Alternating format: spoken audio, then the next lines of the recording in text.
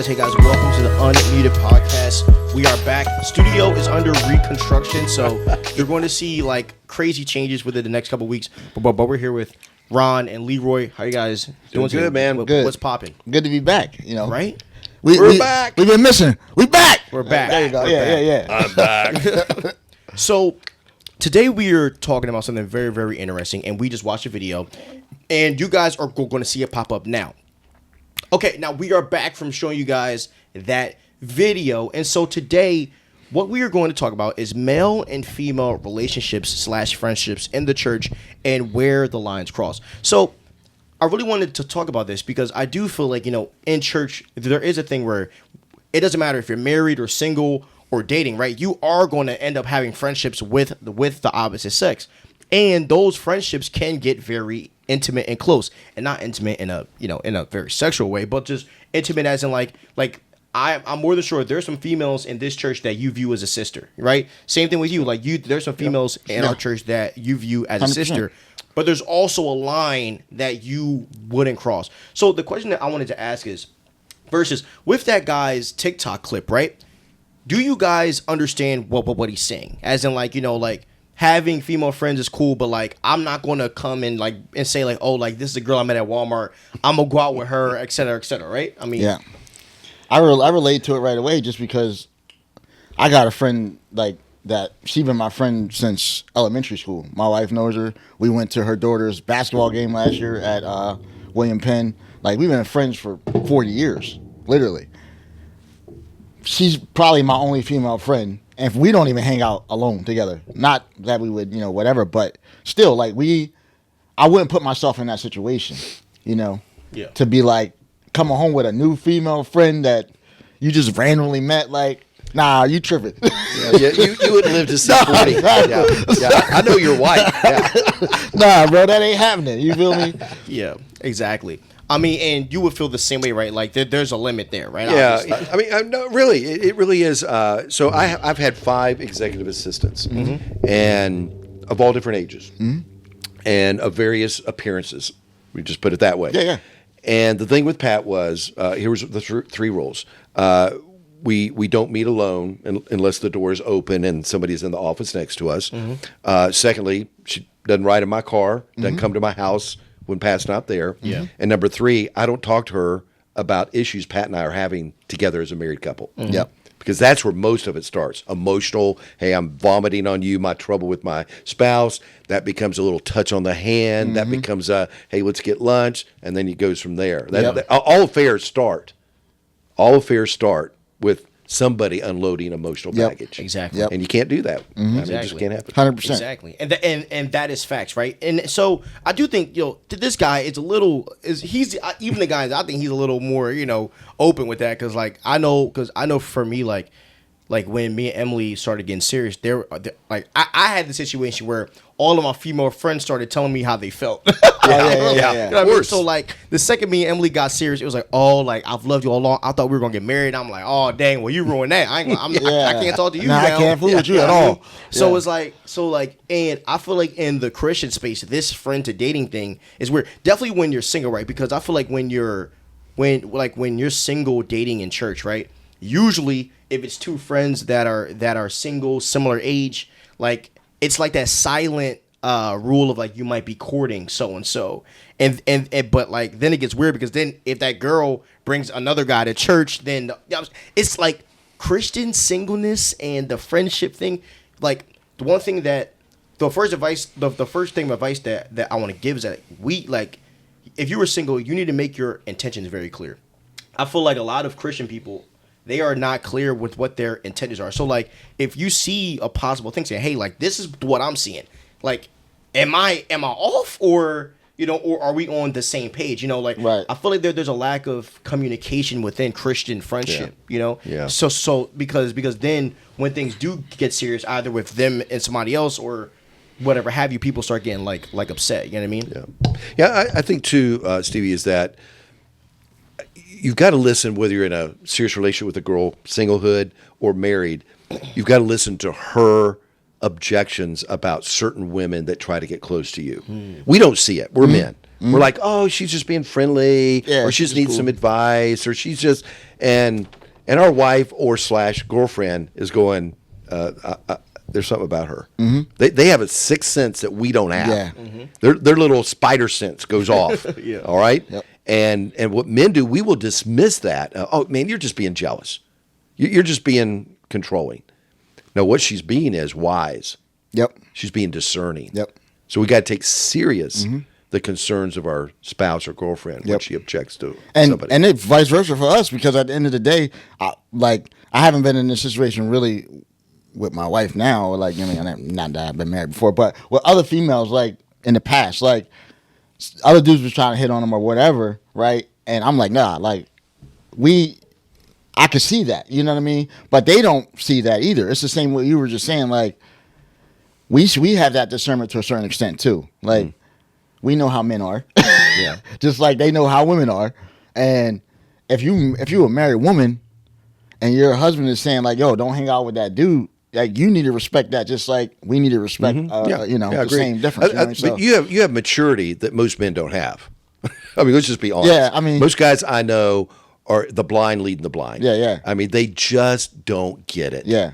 You know, that little flirty as she touches him on the shoulder or, does something with his hair. I mean, that crosses a line. And we just accepted it. Let's be honest, because we kind of like it. Yeah.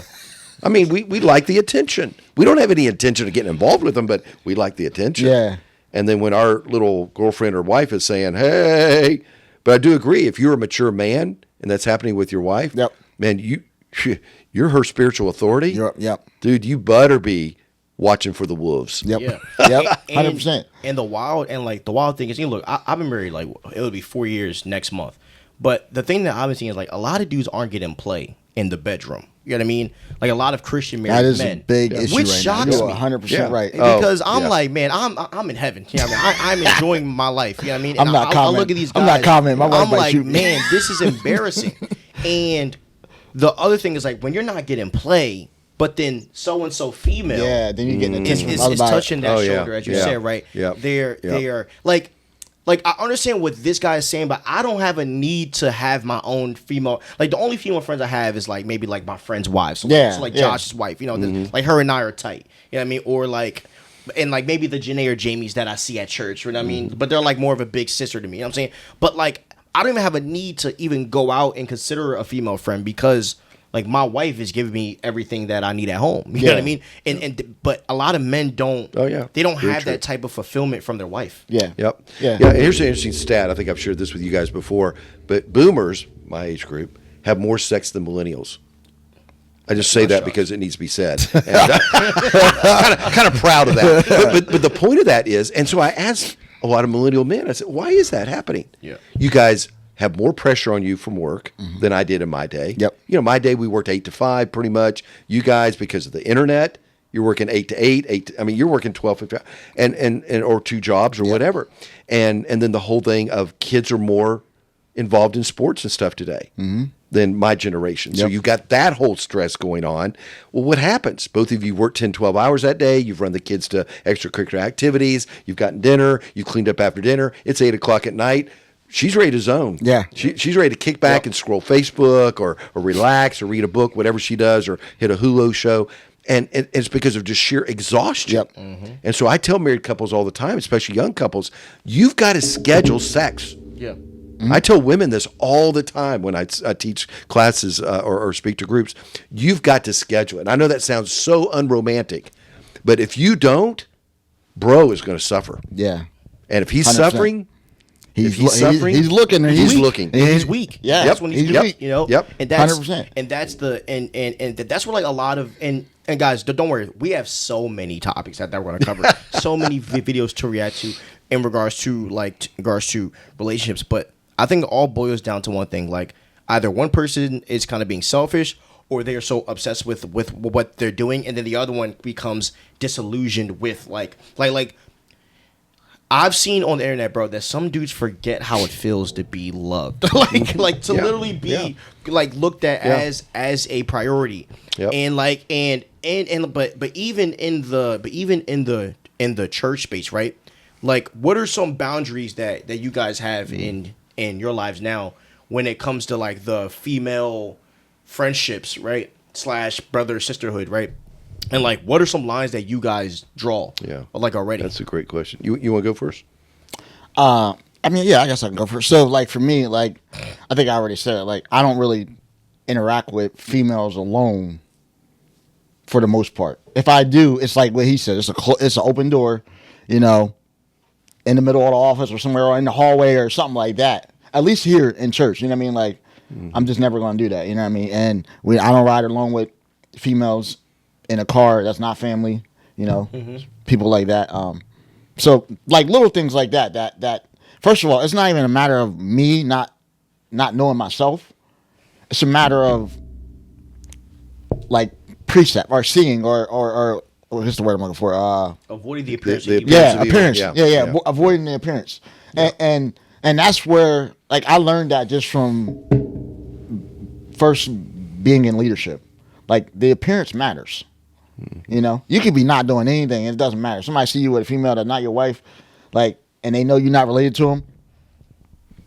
Yeah. You cook, bro. I remember a pastor I was under. He said, son, CYA. That's right. Yeah. He said CYA, and it's true. So look, so for me, I have to be a little more guarded than all you guys because I deal with teenagers. Yeah. And Steve A's will never get no crazy allegations. Yeah. So whenever they refer to me, I always try to say like I'm either like y'all uncle or I'm y'all pops or I'm y'all big bro. I never try to make it seem like we're on the same level, and I try to set that precedent from the exact start.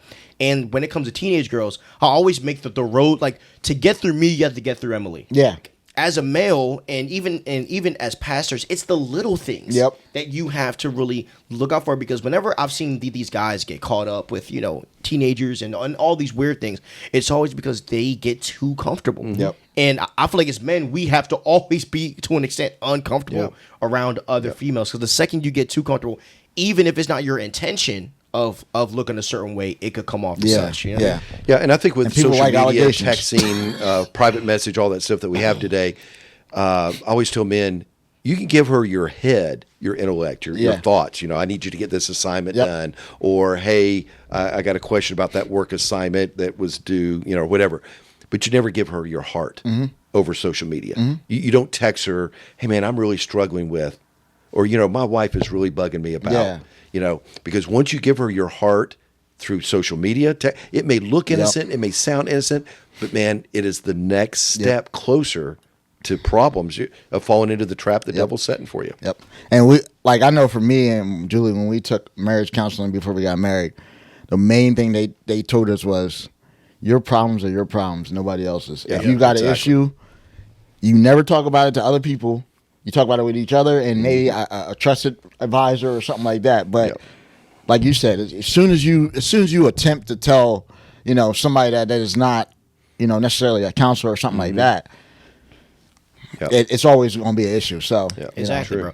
And that's why, like a lot of I said I agree with part of what he's saying, except the first part.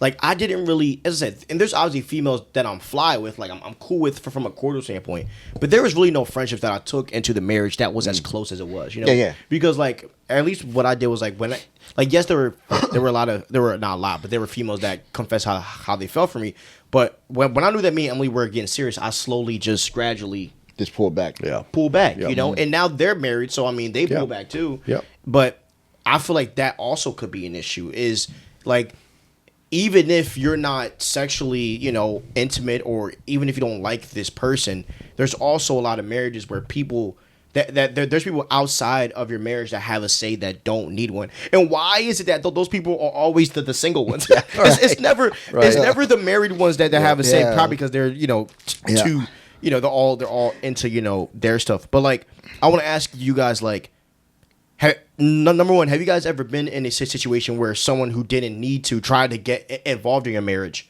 right?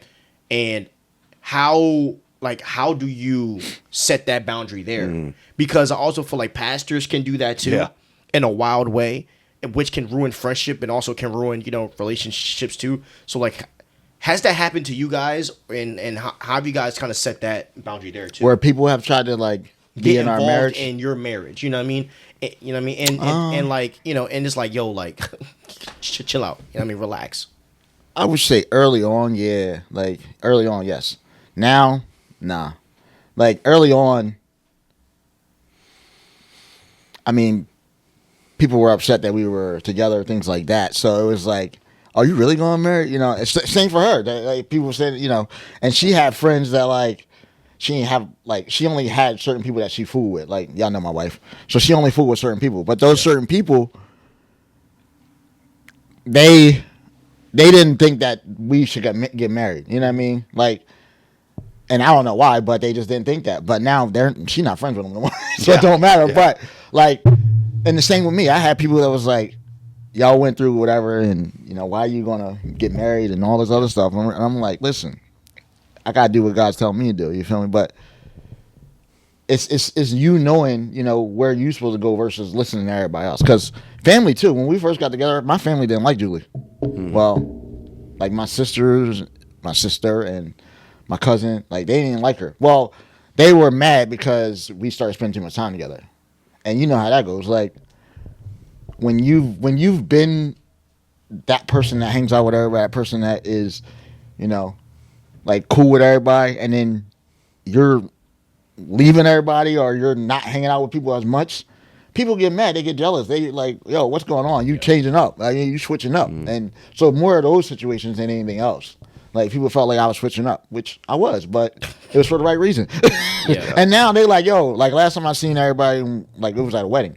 It's like, man, dang, y'all been together for 20 years now. Like, you know, they happy to see that we made it and we've been through what we've been through, where we at now, you know. Yeah. So it switches, it changes up, I guess. Yeah. I don't know if to answer your question, but I hope it did. I think what you have to do is, you know, a lot of, in situations like that, Leroy, you'll have people that'll say, man, you don't talk to me as much as you used to. Okay? Yeah. We don't hang out like we used to. The thing is, once you get married, you don't owe those people anything. Yeah. Yep. Right? Yeah, 100%. I mean, because you're in a covenant relationship with your wife now. Mm-hmm. Covenant means exclusive. So you don't owe that sister or brother. You don't owe that ex-girlfriend. You don't owe that girl that was a friend that you maybe confided in or hung out with. You don't owe them anything. Yep. The only one you owe anything to is that God-given spouse that He placed in your life. And that's what men, especially with men, they need to remember. Yep. Because most men, they don't want to be a jerk, right? They don't want to be like standoffish. So, I'll talk to her, or I'll you know, no, you don't owe her anything. Yep. You got to remember that. Yep. 100%. And like, and we've never really had a problem where people try to get like in a marriage, and maybe just because, like, I don't know, we just never really had that problem, to be honest. I feel like a lot of people go to us about their problems, which is interesting. Now that's the same for us. Now we talk to everybody about their problems. Yeah. So it's because we've been through that. People go to you. They want to come to me. And we're now in this weird place where we're kind of like, it's kind of like we're like the OGs. So like a lot of our friends that are dating, they hang out with us, and then we're like trying to help them, you know, like sort themselves through the dating stage. And Emily and I, we're actually starting pre-marital with actually two of my friends. They're planning on getting engaged, and we're gonna do, that's like our first premarital counseling ever, nice. which is gonna be fun. But like one of the things that me and him were taught about, I was like, bro, like, you know, like there's just a level of privacy that your church, that like there's a level of privacy that I will confide into my leadership, and I will allow you guys to have a say in my life and in my marriage, and then there's just some things that me and Emily had to deal with on our own. 100%. And one of the things about having friends, like a lot of times we use friends as a crutch to our insecurities, and so like whenever I want to be right, I'm going to go to so and so. You know what I mean? And so like you can also use your friendships as like a weapon to like manipulate your spouse. Get your answer if you want. Yeah. And so, you know, I think that's all. I feel like there's so many messy situations like in the church because us as Christians, we don't govern friendship well. You know what I mean, like a lot of times we are not the best with keeping healthy relationships and you know, and actual friendships with people. And then when we get into relationships, we wonder why they always don't work. Well, it's because, like, you know, you kind of secluded yourself to follow Jesus, but you weren't actually living and doing life with the actual people around you. So, and this is the last question that I want to give that I want to ask you guys. So, we all know that this guy talked about, the whole, having new female friends outside of his relationships or whatever. So in the era that we are in now, right, where people want to ask you more advice than ever. Like, a lot of people don't want to get to know you, but they want to know your thoughts. Like, right, like they want to know why you are thinking a certain way. What is some advice that you would give to someone my age where they're either single or they got their girlfriend, and like they see the landscape that there's mad females in church, because that was me when I started dating churches. I'm like, yo, there's a lot of girls in here. I was like, why didn't I come here before? What I mean? And look, females are talking to them. They're hanging out. They're going to Bible studies together. What advice would you give to a male or female that is starting to feel the landscape of the dating stage? Because I feel like people don't ask for advice, nor do they get like a lot of great advice on the dating stage, pre-marriage stage. Yeah, that's a great question. I think you already answered part of it. Is talk to somebody that is mature spiritually, that is married, and get advice from them. Don't look. I don't get advice for my marriage by talking to a friend that's been divorced 5 times. Okay, I don't get financial advice from a guy that's gone bankrupt 3 times. So you want good dating advice? Go to somebody that's got a healthy marriage now, that had a healthy dating relationship that led up to a healthy marriage, and get advice from them.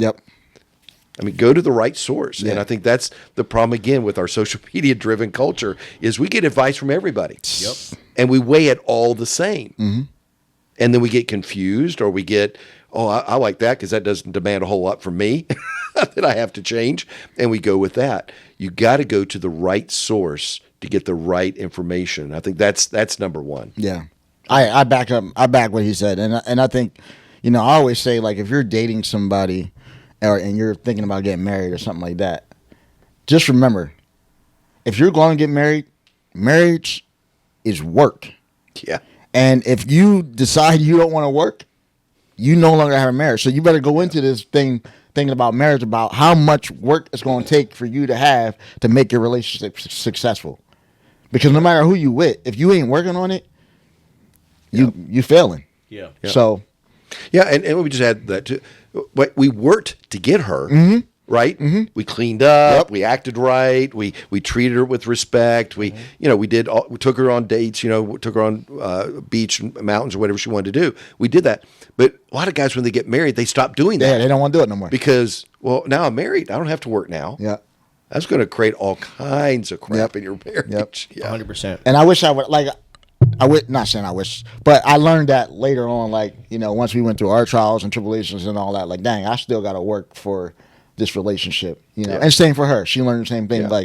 We can't just say because we married now, it doesn't matter. It matters. So that's what I would say. You can't coast. Yeah. And this might be another conversation for another day, but I do feel like as Christians, it's so easy to coast because it's after you get baptized, you think everything's gonna be good, then you coast. After you get married, after your kids graduate college and they're in their career, I'm not there yet, but I'm pretty sure you have been in a spot where it could be easy for you to say, I could just hang it up now and just chill, right? Yeah. And it's as a Christian, you have to keep going. But I want to pull this. It says, we need to have honest counsel even when painful. Wounds from a friend can be trusted, but an enemy multiplies kisses. Proverbs 27, verse 6. And also, the pleasantness of a friend springs from their heartfelt advice. Proverbs 27, verse 9. Yeah. I think that you have to have friends who are super honest with you about things.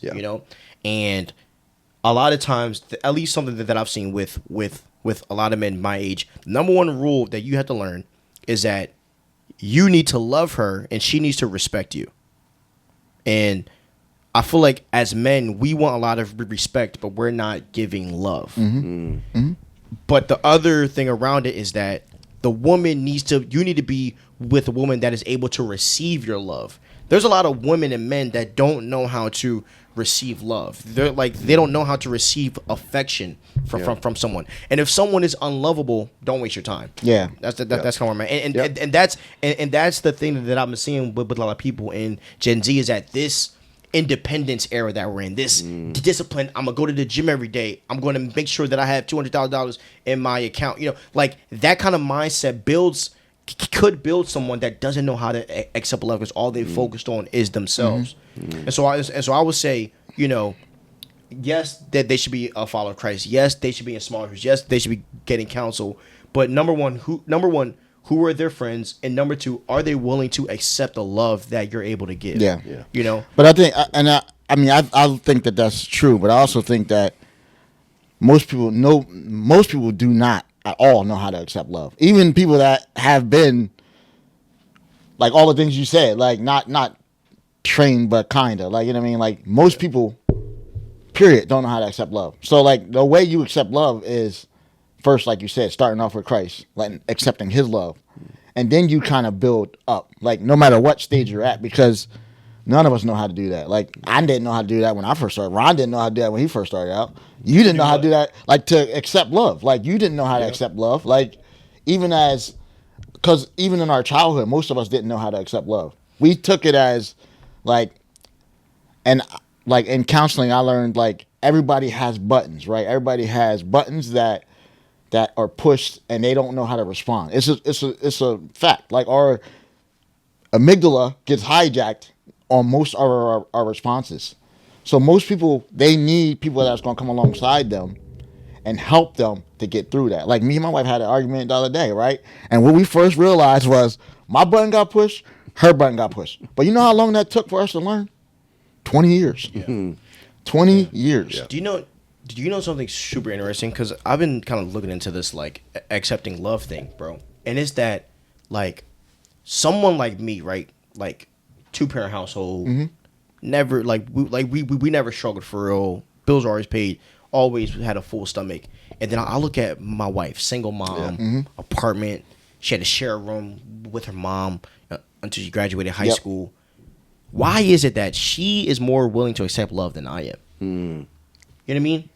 Yeah. And the thing that I'm learning is that the acceptance of love isn't really based on your background, but it's really based on who God is forming you, or it is really based on how God has formed you. Yep. I am a prideful, arrogant person, so it's going to be hard for me to accept love.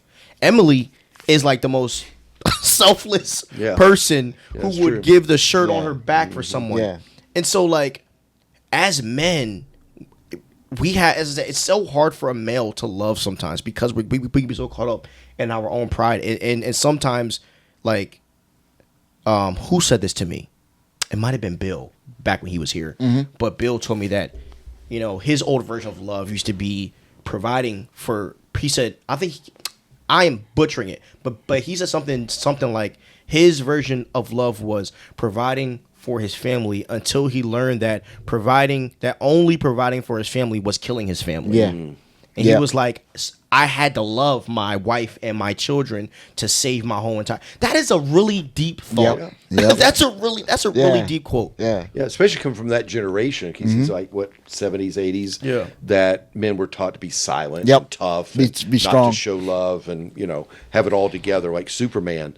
But I think the hardest thing for a man to do is to open up his heart to release the love that God's put in him to the people that God has placed in his life. And I think the way you learn that is if you let her, your wife will coach you how to do that. Like, I had to ask Pat. Pat's like Emily, very giving, very, very selfless. I'm more driven, ambitious. I know where I want to be. And I had to just go to her and say, how can I show you that I love you? I had to learn from her, because I didn't know how to do it. I was raised in a very dysfunctional home and not much love shown, and I didn't know how to do it. In dating, it was easy, you know, just, you know, take her to a ball game, whatever, you know. But, man, in marriage, I had to let her coach me. Yeah. It's not just flowers on a Thursday. It's not, you know, yeah. it's not just 100%. flowers, you know. It's, you know, come home having to clean 10,000 baby bottles. You know, it's you know, it's those small things of saying, "Hey, baby, you okay?" Text it, like, send her a text, "Hey, babe, just know I'm I'm busy, but I'm thinking about you, Yep. like, and I love you. Yep. It's Yep. those. It's those small things, and it's having honest conversations. Like it's literally what he just said. Me and Julie, we did the same thing. Where like I thought like I was doing everything for her in a way that she wanted it. We had to have a real conversation. Like, listen, I know you work hard, all this other stuff, right? Fine, you're a great guy, great man, but this is what I need versus what you're giving me right now. Yep. And I had to take a step back and be like, now I could be prideful, and I almost was. I was like, I do everything for you. Like I almost went there. And the Lord spoke to me. He said, "No, listen. You need to listen to her. Yep. You need to understand what she needs versus what you think she needs." Exactly. Bro. And that's exactly what it is. Like, and then I had to explain to her, like, okay, well, this is what I need versus what you giving me. And our marriage is not perfect, trust me, but it is a whole lot better than it was 5-10 years ago. On that. You know what I mean? And and I just want to land here on this thing. And this is why I think that Christian friendships are so important. If it wasn't for the females that I was cool with, I wouldn't have been able to treat Emily the way that she deserved. Yeah. If it wasn't for me spending time with females, going out to eat with them, to having a conversation about like what do they want, well, what do they see, and not me doing things for them, but just learning more about women. You know, like I mean, I had years where I mean, shout out to Emily Skelter, shout out to Savannah, shout out to Christina, like those are people that I sat down and talked to, and I got to learn about what a woman needs. Yep. Not just sex, but like more than just the physical, And as Christian men, I'm not saying to take advantage of that, but like the need for friendship is to like you can have love for females while you're single and it not be relational. Yep. And it could be like of a brother sister thing, and it could be to the point where, and you can take a lot from those friendships, but don't do it when you're married. All right, that's when it ends, right? Changes. Yeah. So all right, we're gonna end. Hold on. Best thing you can do as a man is make sure the dishes are done.